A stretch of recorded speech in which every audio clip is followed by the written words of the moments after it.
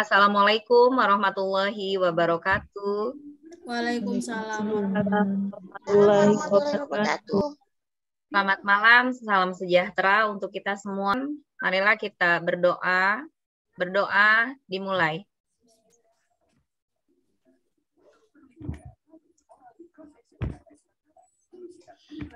Berdoa dicukupkan.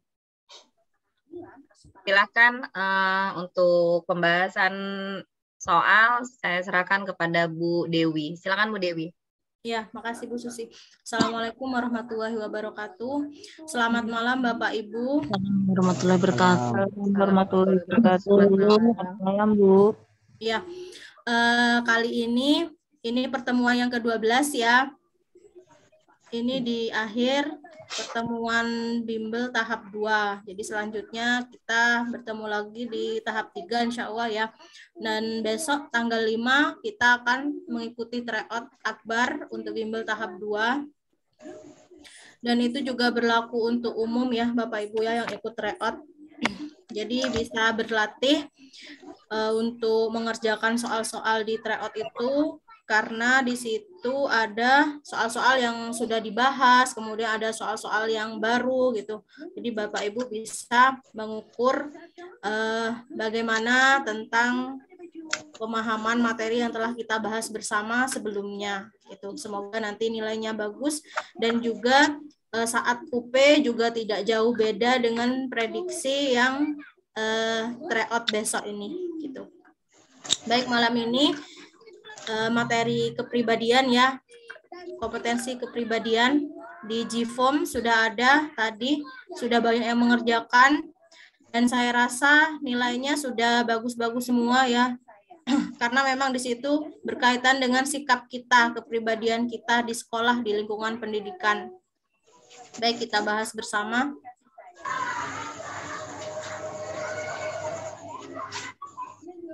Saya izin share screen.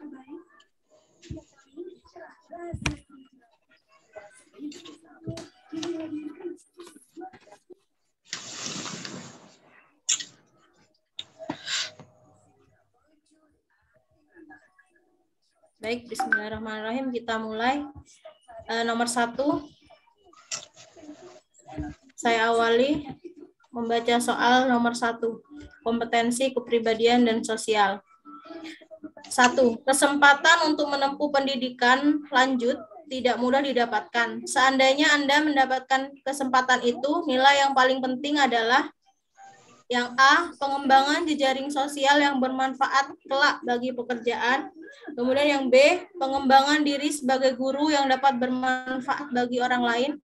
Yang C, pengembangan wawasan melalui belajar. Yang D, peningkatan kecakapan dalam melaksanakan tugas di tempat kerja.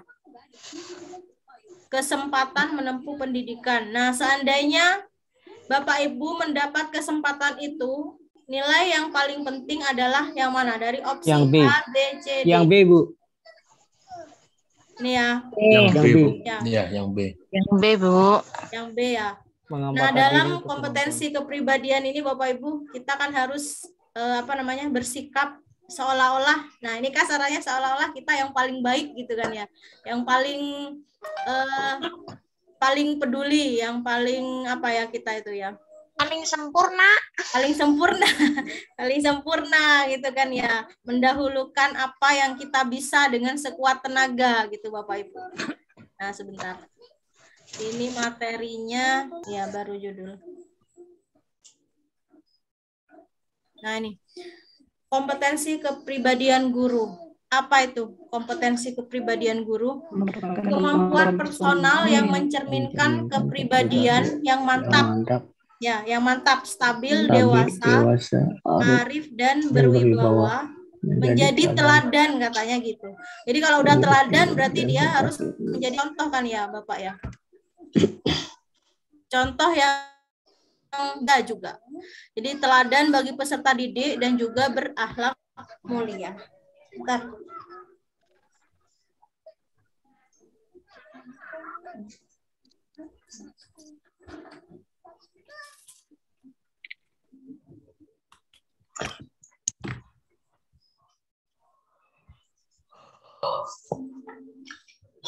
Nah, ini apa indikator kompetensi kepribadian? Nah, seseorang dikatakan memiliki mencapai kompetensi kepribadian, yaitu sesuai dengan Permendiknas nomor 16 tahun 2007, itu ada beberapa, ada 5 indikatornya.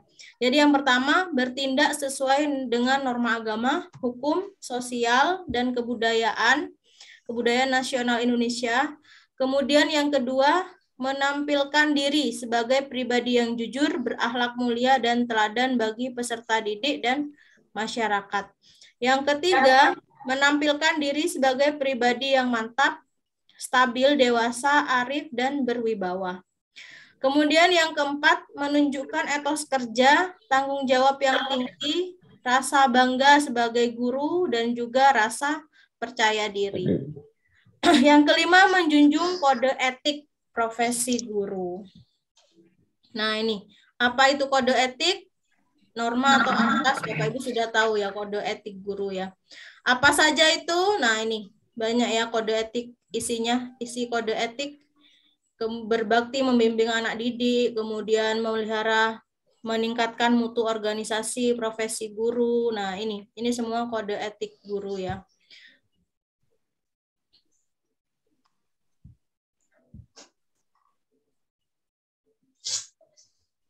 Nah, kalau misalnya kompetensi sosial apa saja?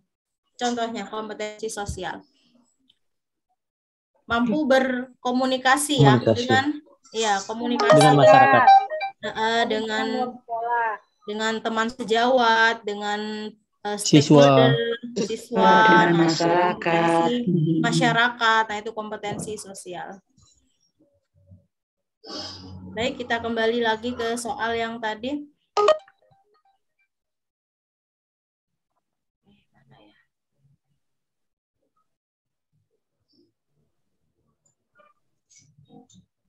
Nah, ini nomor 1 sudah ya. Jadi Bapak Ibu, jika seandainya mendapatkan kesempatan menempuh pendidikan lagi, maka hal yang paling penting diambil bahwa pengembangan diri sebagai guru itu bisa bermanfaat bagi orang lain gitu kan.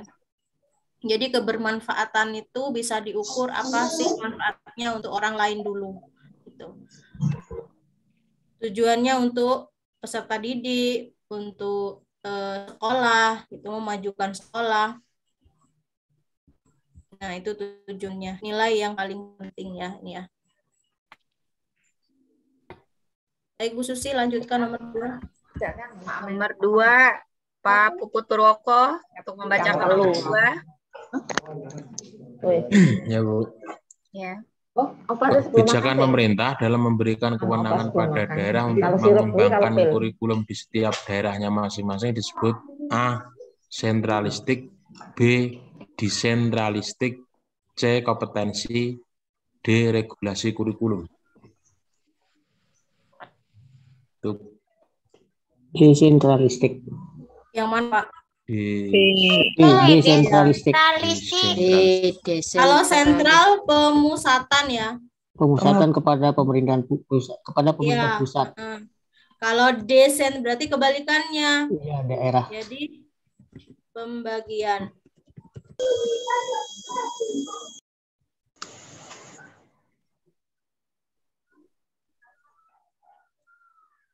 Pembagian wilayah. Nah, itu. Jadi jawabannya B. Ya, benar Pak Putut. Pak Puput. Pak Puput dari mana? Wonogiri, Bu. Hujan nggak Pak di sini? Enggak, tadi siang sebentar. Sekarang udah enggak. Wonogiri, Bendungan, Pak. Masih ke timur, dekat. Saya pernah ke sana, Pak. Bu. Mana Pak Puput?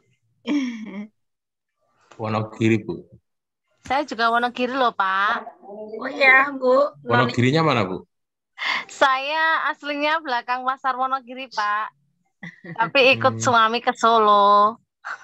Ini Bu siapa ya? Saya Noni, Pak. Noni, Pak. Bu Noni. Iya. Oh, iya, Bu, salam kenal. Pak. Iya, Oke. Pak. Lanjut, Bu Dewi. Lanjut Bu Noni ya. Ya. Iya, Bu. Nggak usah dibuka videonya ya, Bu. 3. Berikut ini adalah tugas utama guru dalam membantu siswa untuk memperoleh pengetahuan. Kecuali A. Mengorganisasi bahan belajar. B. Membantu siswa dalam memperoleh pembelajaran baru. C. Membantu siswa mengambil tindakan jangka pendek dan jangka panjang. D. Membantu siswa dalam menjawab soal saat tes berlangsung. Kecuali ya, Bu. D. Yang D. D, Bu. Nah, ya. Yang D. Nggak boleh ya. Iya. Nggak boleh. Nah, nomor nih. Bu, siapa tadi ya yang sudah mengerjakan dan sudah dibahas di grup? Nomor 4. Siapa?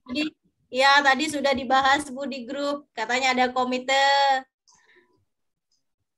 Bu Ida aja deh.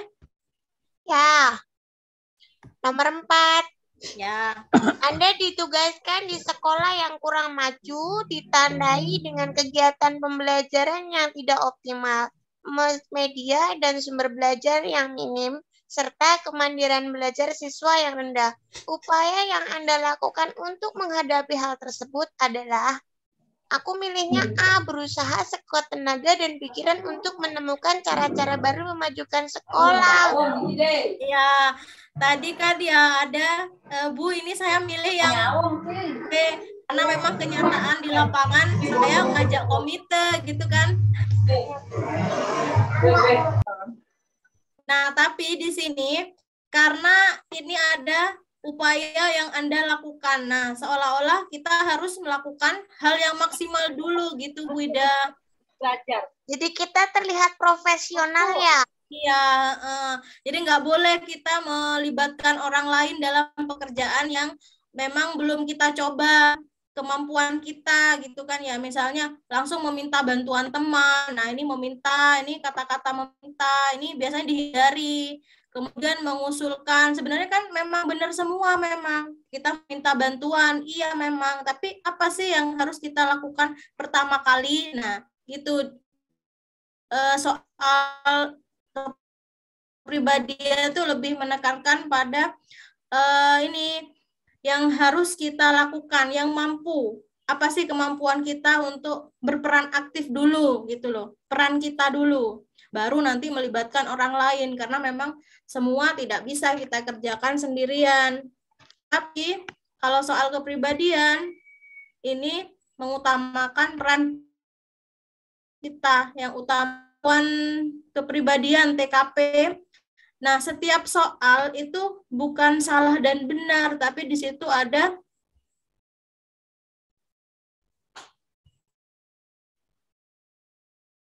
Ya, sinyalnya ya.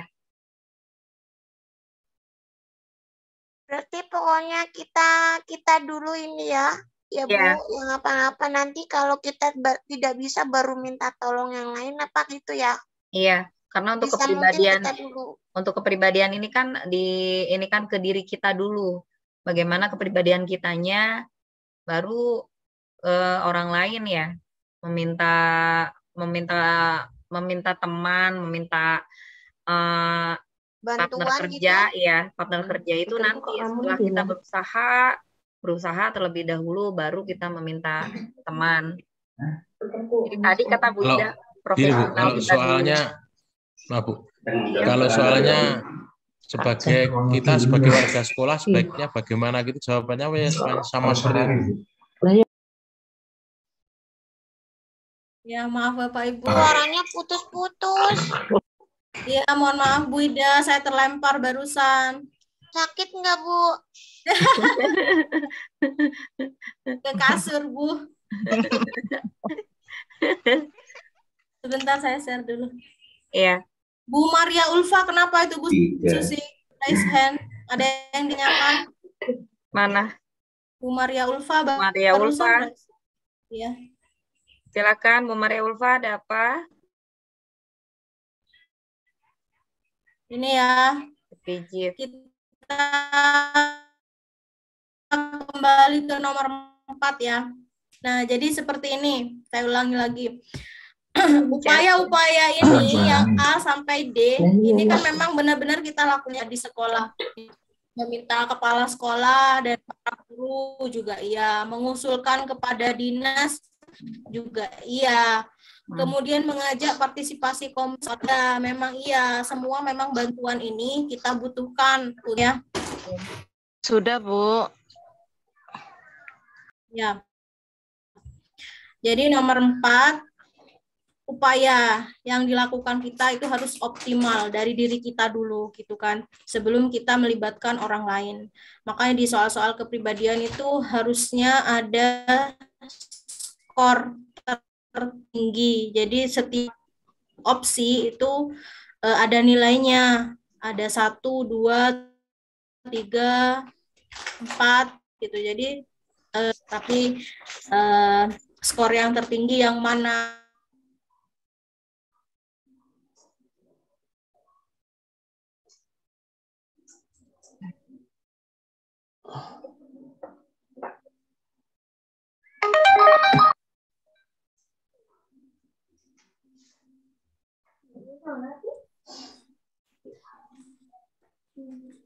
Katanya sinyalnya tidak bersahabat ini.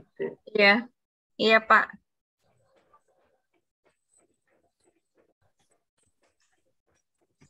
Berusaha sekuat tenaga.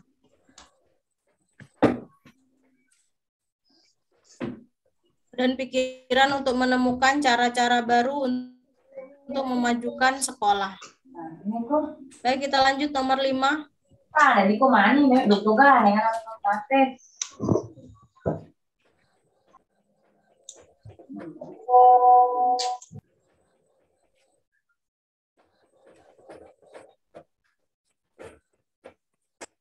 Di dalam membina hubungan yang baik antara guru dan teman saat, guru harus apa? Membina hubungan baik ya.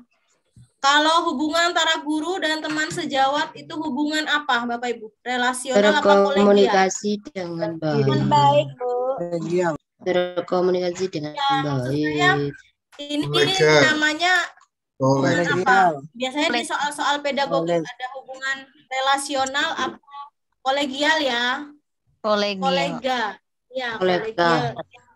Karena kalau relasi, apa bedanya relasi dan kolega? Relasi.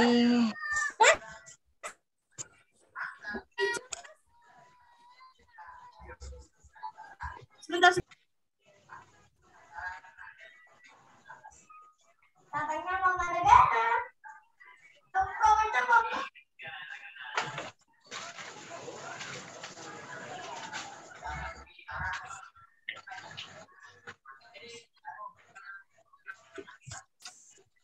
Baik, kita lanjutkan. Ini membina hubungan yang baik antara guru dan teman sejawat. Jadi guru harus berkomunikasi yang baik ya.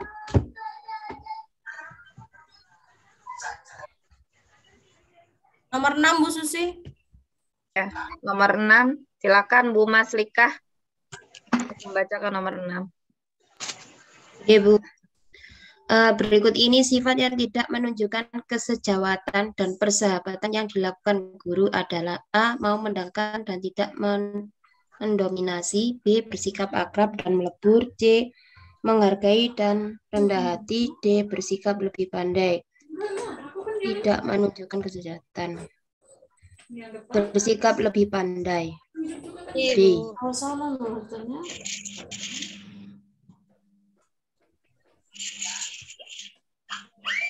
Ini ya Bu, bersikap menunjukkan bersikap lebih pandai pandai. artinya sombong. Sombong.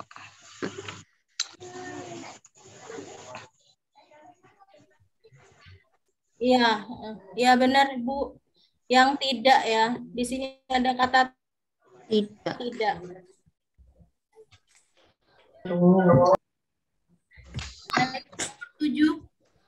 Nomor 7, Bu. Nomor 7, silakan Ibu Sukowati. Ya, Bu. Ya, silakan Ibu Sukuwati. Kemampuan personal yang mencerminkan kepribadian yang mantap, stabil, dewasa, arif, dan berwibawa. Menjadi teladan bagi peserta didik dan berakhlak mulia. Disebut kompetensi kepribadian, Bu. Kepribadian. Ya, sudah kita bahas di materi itu tadi ya. Ya, Bu. Ya, lanjut. 8. Nomor 8, Ibu nih. Siapa tadi? Saya. Ya, silakan, Bu. Berikut ini beberapa landasan pendidikan yang harus dimiliki guru kecuali A. Landasan filosofis, B. Landasan yuridis, C. Landasan sosiologis, D. Landasan psikologis. Jawabannya adalah B. Landasan yuridis. Ya.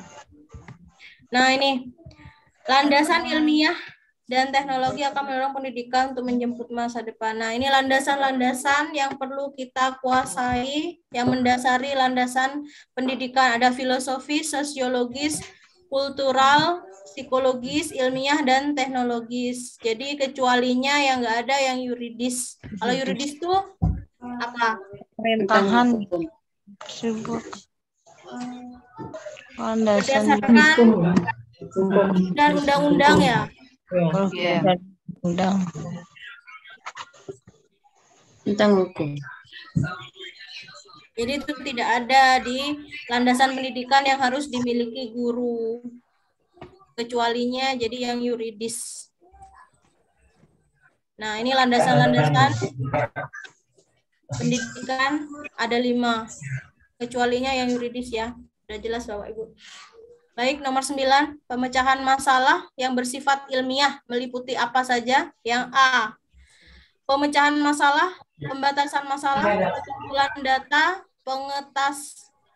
pengetasan hipotesa, kemudian tes. Yang B ada pembatasan masalah juga, penyusunan hipotesa, pengetasan hipotesa, interpretasi hasil tes.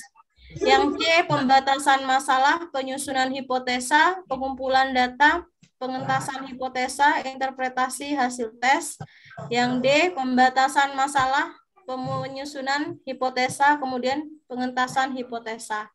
Yang mana Bapak Ibu? C. Ya. C. Tahapan ilmiah. C. Pembahasan ilmiah, penyusunan hipotesis, pengumpulan data, Ya. Pengetesan hipotesa, interpretasi Pengetesan pengujian maksudnya pengetesan itu ya Ibu ya, pengujian. Jadi interpretasi hasil tes. Jadi 9C. Penyusunan, pengumpulan data. Kalau yang lain kalau yang A ada pengumpulan data, kemudian pengetesan,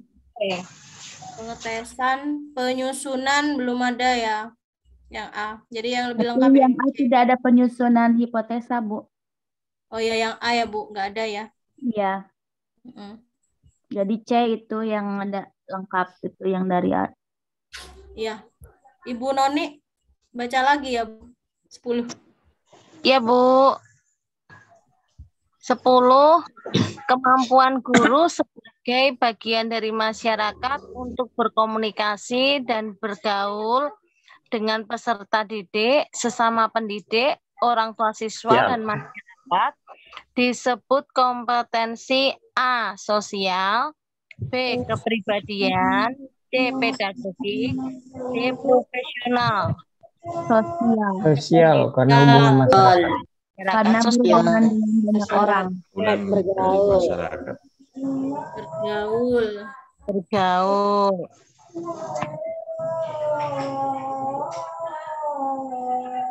Kemudian kalau ini kepribadian, sikap, pedagogik, ini tentang apa?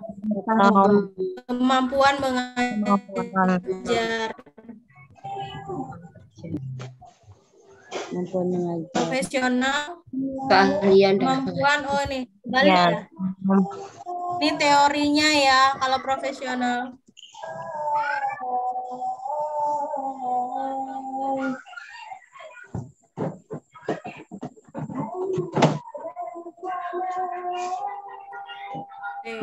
Kemampuan mengajar. Kemudian yang ini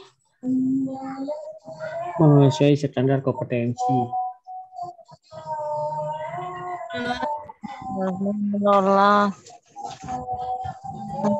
Menguasai standar kompetensi. Iya, SK, standar kompetensi ya.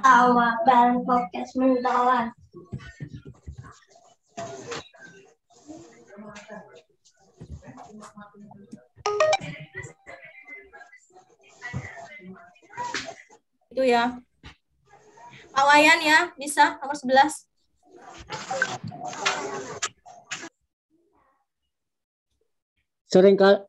Seringkali seorang guru harus menjalankan tugas yang baik sesuai dengan latar belakang pendidikan dan keterampilannya. Maka A.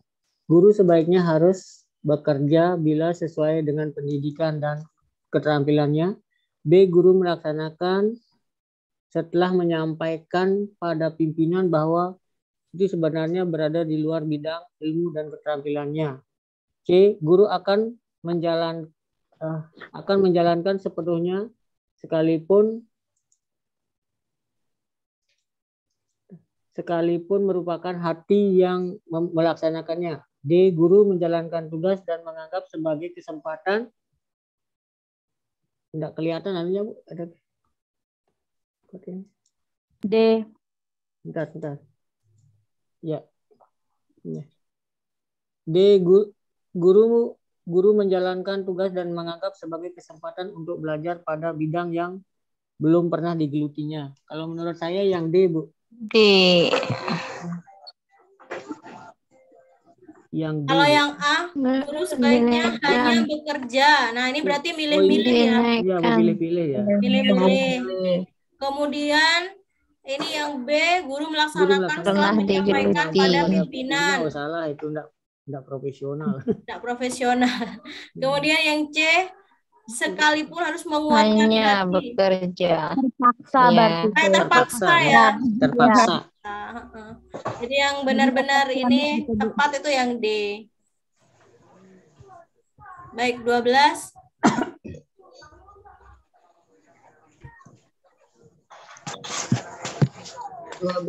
Ibu Devi. Ibu Devi. Baik, ya. Terima kasih. Terdapat 5 kriteria penilaian teman sejawat, yaitu kejujuran, kedisiplinan, integritas, tanggung jawab, dan penampilan. Supaya penilaian kepada teman sejawat yang dilakukan objektif, maka yang dilakukan adalah A. Setiap aspek dinilai dulu untuk semua teman, misalnya aspek kejujuran dinilai dulu untuk semua teman, baru aspek kedisiplinan, dan seterusnya. B. Meranking aspek kejujuran dan ranking pertama sebagai terakhir untuk semua teman, kemudian dilanjutkan meranking aspek kedisiplinan dan seterusnya. C. Menilai satu persatu teman sejawat dengan 5 kriteria: kejujuran, kedisiplinan, integritas, tanggung jawab, penampilan sekaligus. D. Mendiskusikan dengan teman lain agar hasil penilaian tidak tendensius dan dapat dipertanggungjawabkan. Jawabannya C, Bu. Ya. Menilai satu persatu. Satu persatu teman sejawat dengan 5 kriteria tersebut gitu ya. Jadi kalau yang A ini malah ini ya Bu, nggak efektif ya. Ya, buang-buang waktu ya Bu. Buang waktu. Kalau yang D malah sambil diskusi dengan teman lain malah subjektif nantinya. Ini nggak subjektif lagi. 13.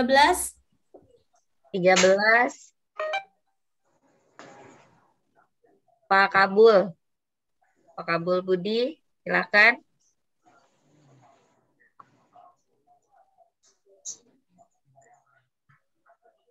Cek. Ya, Pak. Oke. Nomor 13.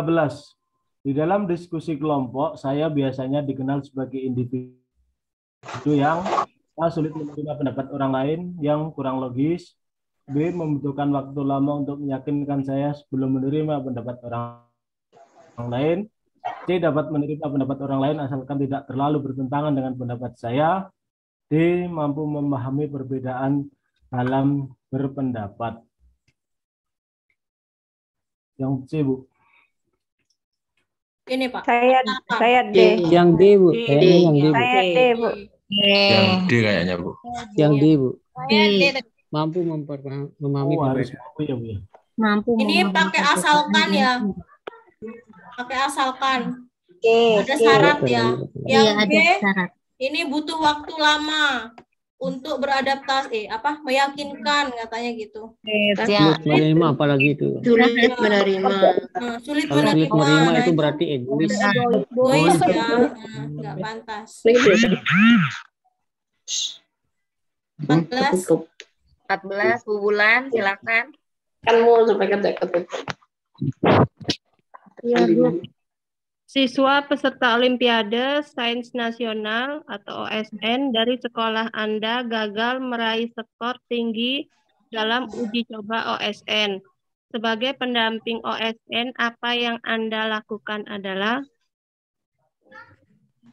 A. Merencanakan, menyiapkan, dan menyelenggarakan latihan lebih intensif bagi peserta yang mengikuti OSN pada waktu berikutnya. B. Meminta pada peserta OSN membentuk kelompok belajar materi OSN agar penguasaannya meningkat.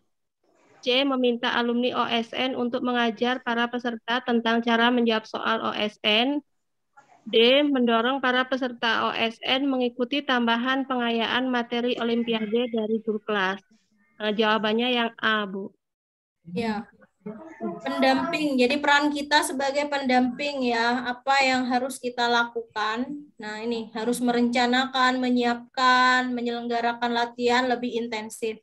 Kalau misalnya meminta peserta ANN membentuk kelompok belajar, nah berarti kan meminta orang lain ya, meminta pesertanya. Iya, meminta peserta ya. Ya. Ini malah yang C meminta alumni untuk Ngajar. Yang D mendorong untuk mengikuti tambahan pengayaan. Nah, ini cuma ngasih semangat aja, tapi nggak bertindak. Jadi yang A lebih tepatnya ya. Baik, terakhir nomor 15. Pak Kanapi, silakan. Ya, Bu. Oke. Berdasarkan introspeksi dan pendapat teman sesama guru, pribadi yang mencerminkan saya adalah A. Orang yang sulit untuk mengapresiasi perbedaan antara siswa dalam soal karena membuat bingung orang lain. B. Orang yang dapat mengapresiasi perbedaan namun hanya untuk hal-hal yang dapat dipahami saja. C. Orang yang dapat mengapresiasi keberagaman dan memiliki keberanian untuk berpendapat untuk setiap perilaku yang tidak toleran. D. Orang yang terbuka dengan memasukkan atas prinsip dan keyakinan diri serta siap mengupayakan kompromi dengan orang lain. C, Bu. C. C. Yang C, Bu. Kalau yang D, kenapa yang D? Serta siap itu. Itu ada komprominya, Bu. Ada komprominya. Kompromi mungkin bisa kerjasama. Kalau kata-kata kompromi. Yang baik. Kalau ada istilah kompromi kan ada indikasi kerjasama. Fair. Bahasa kompromi itu loh. Kalau di dunia real kan bahasa kompromi kan tidak lepas yang namanya dengan KKN. Iya. Ini lagi Pak, atas prinsip dan keyakinan diri, gitu kan ya. Prinsip dan keyakinan diri. Dia memang menerima masukan, tapi sesuai nggak sama prinsip dirinya, gitu kan ya. Masih ada rasa ingin ini. Oh iya, Bu ya. Punya saya benar, gitu kan. Dan juga ada ini harus kompromi. Kompromi itu kerjasama dengan syarat ya. Ya, prasyarat. Iya. Jadi ada syarat kerjasama, ya, betul, tapi C ya. Iya. Jadi keberagaman, mengapresiasi keberagaman Dan berani. Untuk pengetikan itu perilaku atau perlaku, Bu? Mana, Pak? C-nya itu loh. Berpendapat untuk setiap perilaku, Pak. I. Perilaku yang tidak toleran. Perilaku. Ya, kata tidak toleran kan berarti konsekuen, Bu. Iya. Jadi kita berani berpendapat ya, kalau misalnya ada perilaku yang tidak toleran. Gitu kan. Gimana Bapak Ibu? C ya, benar ya? Baik, itu soal kepribadian Bapak Ibu. Saya rasa kalau di soal UP, soal kepribadian ini mudah ya. Enggak.